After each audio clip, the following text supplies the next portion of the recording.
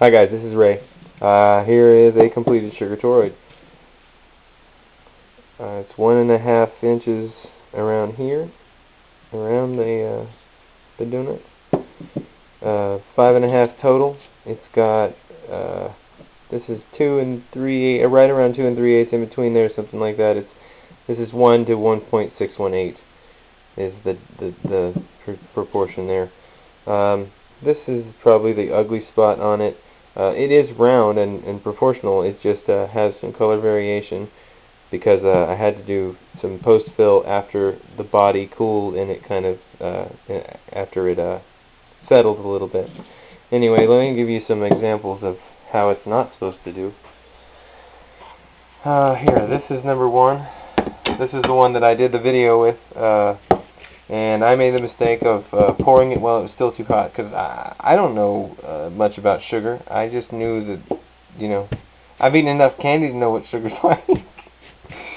But so here's what happened. It was probably too warm still when I pulled it out. I was afraid of it getting stuck in the mold, and I was a little bit excited about pulling it out of the mold. Here's the one I did next. Which turned out much better, except that I decided that I'll rub it in aluminum, that'll be great, which was wrong.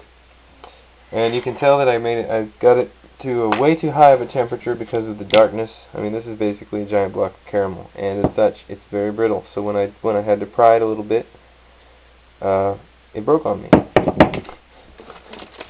Here's where I got the temperature right, but didn't get the amount of syrup in there.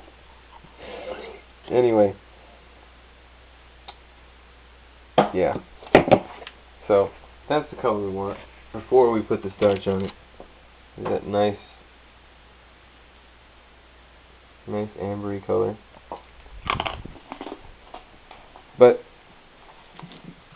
this is what it looks like after the starch is on it. It's not sticky at all after the starch. It is kind of sticky before, and when I pulled it out of the mold, I put it under the faucet with hot water for a little bit to smooth it a little bit. Now, if good candy. If anybody's seen Mike Powers' video where he talks about the RTV silicone, I think that's a lot more efficient way. In fact, I'm thinking about just turning wooden donuts of different sizes and then molding them in, impregnating them in silicone. There's a simple box frame method if any of you guys are familiar with how to do molding. So you can minimize how much silicone you use, and that way you can keep your costs down, because probably you have to ask Mike, but I'm betting it's probably about $15 to $20 worth of silicone to pour a 4 or 5 inch toroid.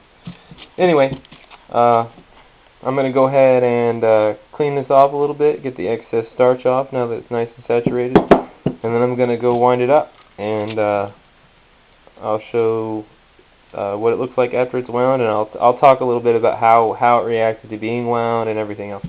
Anyway, thanks guys.